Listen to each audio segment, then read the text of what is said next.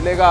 आपको बता दें कि पटना के पास फुलवारी शरीफ में 2 बच्चियों के साथ रेप के बाद एक बच्ची की हत्या का मामला सामने आया है। दूसरी बच्ची की हालत अस्पताल में इस वक्त गंभीर बनी हुई है।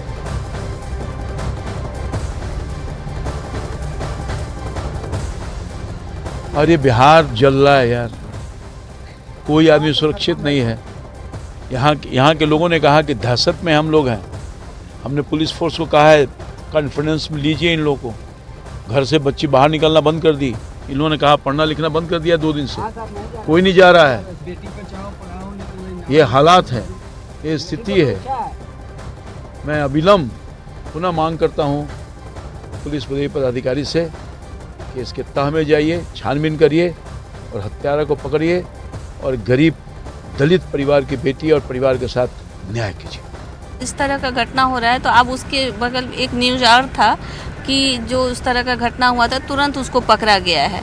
तो जो इस तरह के काम करेंगे उसको तुरंत जो पनिशमेंट होता है वो मिलेगा ही, कैसे नहीं मिलेगा। लेकिन इसमें तो कोई गिरफ्तारी नहीं हुई। नहीं, देखिए ऐसा नहीं है कि अब उस जब कार्रवाई होगी तो सब लोग छानबीन कर रहे होंगे, ऐसा नहीं है। उसको नहीं बख्शा जाएगा। नहीं, उसको बख्शा ही नहीं जाएगा। कैसे बख्शा जाएगा आप सोचिए। सबकी बच्ची, समाज की बच्ची, हमारी बच्ची नहीं होती है। तो शीला मंडल जी का कहना है समाज की कोई भी बच्ची हो हमारी बच्ची है, सरकार इस पर कार्रवाई करेगी। लेकिन फिलहाल अब तक कोई गिरफ्तारी नहीं हुई है। बीजेपी के अमित मालवीय ने ट्वीट करके लिखा है कि बिहार की राजधानी पटना में 2 नाबालिग महादलित बच्चियों के साथ दुष्कर्म हुआ है। 8 साल की बच्ची की मृत्यु हो चुकी है और 10 साल की बच्ची जीवन और मौत के बीच संघर्ष कर रही है। क्या इस परिवार को इंडी गठबंधन की सरकार में न्याय मिलेगा? नीतीश कुमार से लेकर राहुल गांधी तक सब चुप क्यों हैं?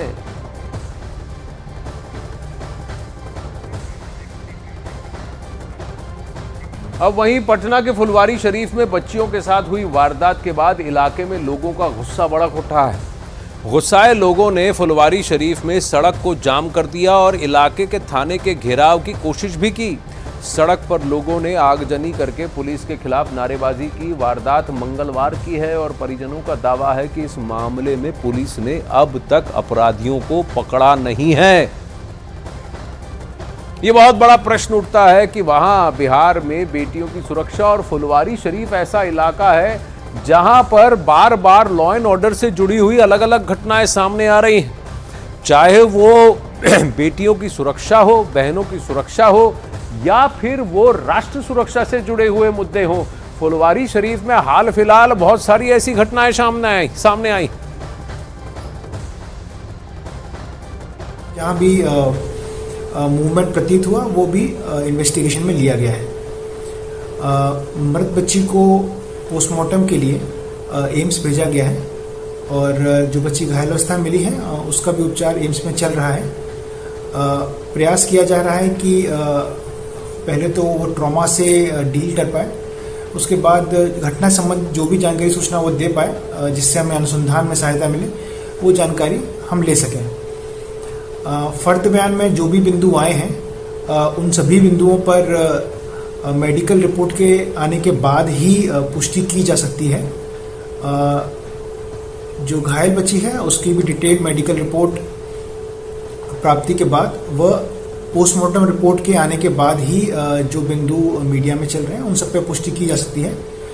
जिस सारे बिंदुओं पे पुलिस अनुसंधान कर रही है। अब तक के लिए हम लोगों ने जो स्थल का मुआयना है वो भी कर लिया है और जो प्राइमरी जो अभी तक है हम लोगों को जो आई विटनेस है इस मामले की, उससे हम लोगों की बातचीत नहीं हो पाई है क्योंकि अभी भी वो एम्स में डॉक्टर्स के अंडर ऑब्जर्वेशन है और उसमें जैसे ही हमको आई विटनेस के बारे में थोड़ा सा आगे इन्फॉर्मेशन मिलेगा तो हम कार्रवाई करेंगे। और अभी हम जो गांव है पूरे गांव के बयान ले रहे हैं। अगर गांव में से कोई भी आगे बढ़ता है, आके हमको सूचना देता है तो हम उससे आगे काम करेंगे।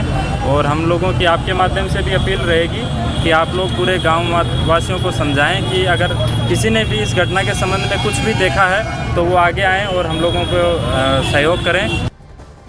देखिए, सामान्य जन वहां ग्राउंड पर बहुत गुस्साए हुए हैं क्योंकि मंगलवार को ये घटना घटी है और आज गुरुवार तक पुलिस के हाथ अब भी खाली हैं। किसी तरह की कार्रवाई, किसी तरह की गिरफ्तारी वो नहीं कर पाई है पुलिस का ये कहना है कि देखिए कोई सामने बढ़कर हमें बता दे, क्योंकि घटना के दो चश्मदीद हैं, एक का मर्डर कर दिया गया, एक की मृत्यु हो गई है और दूसरी बहुत ही संगीन हालात में अभी भी चिकित्सा में है। तो किसने क्या देखा, किसने किया, आरोपी कौन है, 48 घंटों के बाद भी कोई पुलिस के पास इसका कोई क्लू नहीं दिख रहा है। चंद्रमोहन इस वक्त हमारे साथ हैं। चंद्रमोहन, आप उस गांव में गए, फुलवारी शरीफ के उस इलाके में गए, आप वहां भीड़ के बीच भी थे, आपको क्या महसूस हुआ वहां? बिल्कुल, देखिए सबसे पहले एक तस्वीर दिखाने की आपको कोशिश करेंगे। ये हिंदुनी गांव का दूसरा हिस्सा है जहां पर अब से थोड़ी देर पहले पुलिस वहां पर पहुंची थी पूरे मामले की छानबीन के लिए, जांच के लिए, लेकिन लोगों में इतना गुस्सा था कि उसका सामना पुलिस को करना पड़ा और लोगों ने वहां से पुलिस को खदेड़ दिया है, क्योंकि साफ तौर पर लोगों का ये आरोप है कि 48 घंटे से ज्यादा का वक्त हो गया है लेकिन अब तक पुलिस ने कोई कार्रवाई नहीं की है। जब ये सोमवार को बच्ची निकली थी अपने घर से, दोनों सहेली, उस समय जब परिवार वालों को यह सूचना नहीं मिली कि वो वापस घर नहीं आई है, तो इसकी सूचना उन लोगों ने फुलवारी थाने को दी थी। और जब दूसरे दिन मंगलवार को सुबह में यह लड़की, एक की मृत्यु हो चुकी थी और दूसरे की स्थिति काफी गंभीर थी, जब वो मिली उसके बाद फुलवारी शरीफ थाने को जानकारी दी गई थी, लेकिन अब तक किसी की गिरफ्तारी नहीं हो पाना, 48 घंटे से ज्यादा का वक्त हो चुका है। तो साफ तौर पर लोगों का गुस्सा सरकार के खिलाफ, पुलिस के खिलाफ है कि आखिर पुलिस क्या कर रही है। और आज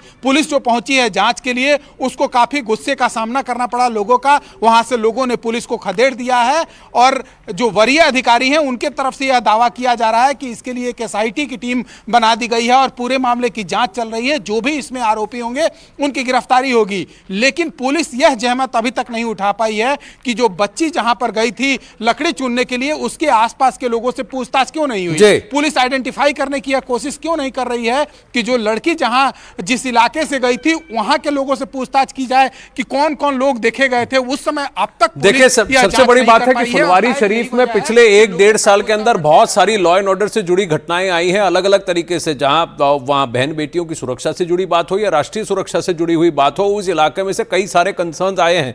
चंद्रमोहन, आप हमारे साथ बने रहिए। यहां पर सियासी घमासान भी शुरू हो चुका है। बीजेपी के योगेंद्र पासवान हमारे साथ हैं और जेडीयू की प्रवक्ता अनुप्रिया जी भी इस वक्त हमारे साथ हैं। आप दोनों को नमस्ते और जय हिंद। पर योगेंद्र जी, सबसे बड़ा प्रश्न यही है कि सुशासन पर प्रश्न उठ रहा है और खासकर ये फुलवारी शरीफ का इलाका, 48 घंटे हो गए, पुलिस कह रही है अभी तक हमें कोई क्लू नहीं। देखिए, सबसे बड़ी बात है कि प्रशासन सुस्त है और अपराधी मस्त है। सबसे बड़ी बात है, सबसे पहले तो इस घटना के प्रति हम सभी लोगों का, उस पीड़ित परिवार के साथ सहानुभूति है भारतीय जनता पार्टी का। और यह घटना बस बताता है, इस घटना से संपूर्ण बिहार के और खास करके दलित समाज के लोग आहत और मर्माहत हैं। लेकिन सरकार कान में रुई डाल करके बैठी हुई है। जब नीतीश कुमार जी बिहार के मुख्य दर्शक सीएम के रूप में हो गए हैं, वो कुछ कर नहीं पा रहे हैं। लालू यादव के सामने वो सरेंडर हैं। बिहार के अपराधी ये जान रहे हैं कि सैया भय कोतवाल अब डर काहे को, हमारी सरकार बिहार में आ गई है। जंगल राज वाले के साथ जब से नीतीश कुमार जी गए हैं तो अपराधियों में कहीं भी भय नाम का चीज नहीं है। और अपराधी, इससे बड़ा और जघन्य अपराध क्या हो सकता है कि 8 साल की बच्ची की रेप करके हत्या कर दिया गया और 10 साल की बच्ची का ब्लीडिंग रुक नहीं रहा है। एम्स हमारे प्रदेश अध्यक्ष सम्राट चौधरी जी गए थे, मैं भी गया था, उसकी भी स्थिति नाजुक बनी हुई है। लेकिन देखिए, सबसे बड़ी बात यह है कि अनुप्रिया जी, जैसा योगेंद्र जी कह रहे हैं कि लॉ एंड ऑर्डर का एक बहुत बड़ा कंसर्न उठा रहे हैं। दूसरी बात, 48 घंटे हो गए और वहां के लोकल एसपी कहते हैं अभी तक हमारे पास कोई साक्ष्य नहीं है, कोई चश्मदीद नहीं है। जिस गली से, जिस एरिया से वो बच्चे गुजरे थे, वहां से क्यों पूछताछ नहीं की जा रही है, ये लोकल पूछ रहे हैं। आनंद जी, मैं आपको एक बात स्पष्ट कर दूं, ये बिहार है जहां सुशासन की सरकार है। शायद आपने जो ये लिखा है, सुशासन सरकार में बेटियां सुरक्षित हैं, मुझे लगता है मैं डंके की चोट पर कह दूं, जरूर इस घटना की मैं कड़ी निंदा करती हूं और जो भी इसके पीछे हैं उनको इतनी ऐसी सजा मिलेगी कि शायद उनके सजा से इस बिहार में किसी को भी हिम्मत नहीं होगा कि इस तरह की जघन्य अपराध कर सके। क्योंकि बुलडोजर बाबा की सरकार यहाँ नहीं चलती है कि हिंदू मुस्लिम देखा बुलडोजर चलता है, क्योंकि बीएचयू की घटना कहाँ हुई है देश की जनता जानती है। यह मणिपुर में डबल इंजन की सरकार नहीं है यहाँ पे, कि जहां पे जघन्य अपराध हो जाए हम आंख बंद करके बैठे रहें और सत्ता की कुर्सी पर हम अपने काबिज रहे। और यह ब्रिजभूषण का भी यह मामला नहीं है कि जहां चुप्पी साध लिया जाएगा। हम सरकार के तरफ से, और ये सरकार में होने के नाते ये जिम्मेदारी के साथ कहते हैं, ठीक कहा हमारी मंत्री जी ने, यह समाज की बेटी है और जिसने भी जघन्य अपराध किया है, अगर समाज की बेटी है तो 48 घंटे तक वहां का लोकल एसपी क्यों नहीं जानता कि किसने किया है और जिस गली से, जिस एरिया से वो बच्चे गुजरे थे? ये प्रश्न चंद्रमोहन से भी पूछा गया है कि गांव के लोग भी पुलिस को भगा रहे हैं वहां से, कह रहे हैं आप 48 घंटे बाद आ रहे हो तफ्तीश करने के लिए, अब तक कहां थे? अब वहीं बिहार से एक और बड़ी खबर आ रही है। बिहार के पूर्णिया में 2 साल की बच्ची के साथ दुष्कर्म की कोशिश की गई है। पुलिस ने इस मामले में नाबालिग आरोपी को गिरफ्तार किया है। आरोपी के खिलाफ पॉक्सो एक्ट के तहत मामला दर्ज है। पहले बिहार की राजधानी पटना में बच्ची के साथ रेप के बाद हत्या, और अब पूर्णिया में 2 साल की बच्ची के साथ दुष्कर्म की कोशिश का यह मामला सामने आया है और यह गिरफ्तार जो हुआ है वो नाबालिग है। पूर्णिया में हुई वारदात पर ज्यादा जानकारी के लिए भी इस वक्त हमारे साथ चंद्रमोहन जुड़ रहे हैं। चंद्रमोहन, देखिए, एक तो जो पंचला में घटना घटी, अब पूर्णिया में 2 साल की बच्ची के साथ एक नाबालिग दुष्कर्म कर रहा है, क्या हो रहा है वहां? बिल्कुल, देखिए, और इसमें एक और हम जोड़ने की कोशिश करेंगे, क्योंकि अब से थोड़ी देर पहले एक और सूचना आई है कि पटना के राजीव नगर इलाके में भी इसी तरह की घटना सामने आई है, जिसमें आरोपी को गिरफ्तार करने की बात सामने आई है। तो पटना में अभी दूसरी ही घटना हो गई 24 घंटे के अंदर। हालांकि पुलिस की तरफ से यह जरूर कहा जा रहा है कि जो आरोपी है उसको गिरफ्तार कर लिया गया है। वो लड़की को, मासूम लड़की को बहला फुसलाकर टॉफी देने के बहाने लेकर गया था और उसके बाद उसने यह घटना करने का कोशिश किया है। पुलिस पूरे मामले की जांच कर रही है और ये एक तरफ पूर्णिया, पटना में 2 घटना और एक लड़की जो जिंदगी और मौत से पटना के एम्स अस्पताल में जूझ रही है। सुशासन के राज्य में मैं ये जानना चाहता हूं, ये तामसिक राक्षसी प्रवृत्ति के लोगों को इतना बढ़ावा कैसे मिल रहा है, इतनी हवा, इतना एनकरेज कैसे हो रहे हैं? बिल्कुल, देखिए, एक आरोप लगते रहा है कि जब भी लालू यादव के साथ सत्ता में नीतीश कुमार आते हैं तो अपराधियों का मनोबल बढ़ जाता है, क्योंकि उनको ये लगता है कि अगर ये सत्ता आ गई है, ये शासन आ गई है, तो जो गुंडा, माफिया और इस तरह के जो तत्व हैं, असामाजिक तत्व हैं, उनको कोई रोकने वाला नहीं है। शायद पुलिस भी उन पर कार्रवाई नहीं कर पाती है और यही वजह है कि इनके मनोबल। तो चलिए अनुप्रिया जी से पूछते हैं। अनुप्रिया जी, क्या ये आरोप सही है? ये आरोप लग रहा है जैसे ही ये गठबंधन में आता है आरजेडी की प्रवृत्ति, या आरजेडी के साथ अगर आप जुड़ जाते हैं तो फिर लॉ एंड ऑर्डर पर कोई अंकुश नहीं होता, राक्षसी प्रवृत्ति के लोग बेलगाम घूम रहे हैं। आनंद जी, मुझे लगता है कि कुछ विषय पे मुझे राजनीतिक नहीं करने आती है और ना मैं चाहती हूं कि देश के आम आवाम और देश का खासकर बीजेपी ये राजनीति ना करे, क्योंकि ब्रिजभूषण अगर जहां पे है वहां पे बीजेपी के सरकार है। जहां मणिपुर जला, जहां बेटी को नग्न घुमाया गया, वहां बीजेपी की सरकार है। बीएचयू में जघन्य अपराध हुआ, वहां पे बीजेपी की सरकार है। तो सरकार दोषी नहीं होती। मैं फिर कहती हूँ, मैं भी राजनीतिक दल से आती हूँ। देखिए, ब्रिजभूषण कोर्ट की प्रक्रिया में गए हैं।